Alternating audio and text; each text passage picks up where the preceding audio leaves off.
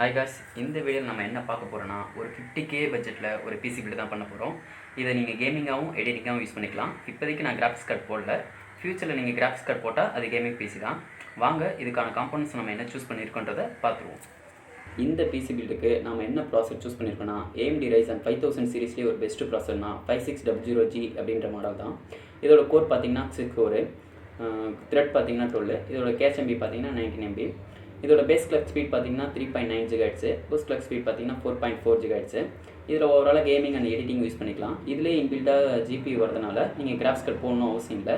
ஃப்யூச்சரில் நீங்கள் ஏதாவது கிராஃபிக்ஸ் கார்டு போடணுனாலும் ஆட் பண்ணாலும் ஆட் பண்ணிக்கலாம்.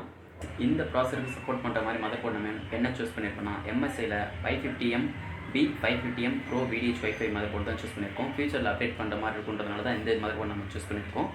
இதில் பார்த்தீங்கன்னா 4 RAM ஸ்லாட் கொடுத்துருக்காங்க. ஸோ மேக்ஸிமம் நீங்கள் வந்து 128 GB வரைக்கும் நீங்கள் RAM இன்க்ரீஸ் பண்ணிக்கலாம்.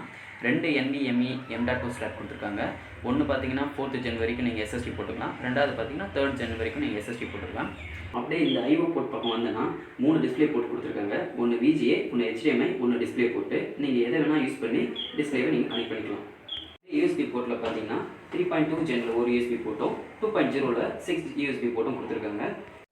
இதில் ரேம் பார்த்தீங்கன்னா Corsair வெஞ்சன்ஸில் 16GB 3200 MHz போட்டிருக்கோம். ஃப்யூச்சரில் நீங்கள் ரேம் ஆட் பண்ணனாலும் ஆட் பண்ணிக்கலாம்.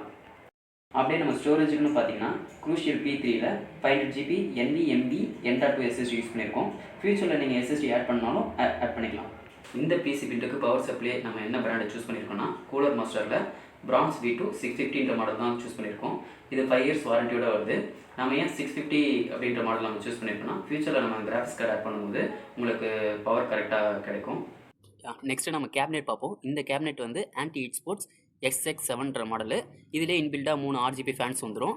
நீங்கள் இதில் வந்து RGB லைட்ஸை வந்து நீங்கள் கண்ட்ரோல் பண்ணிக்கலாம். காம்போனன்ட்ஸ்லாம் சூஸ் பண்ணிட்டோம். வாங்க இப்போ பிசி அசம்பிள் பண்ணலாம்.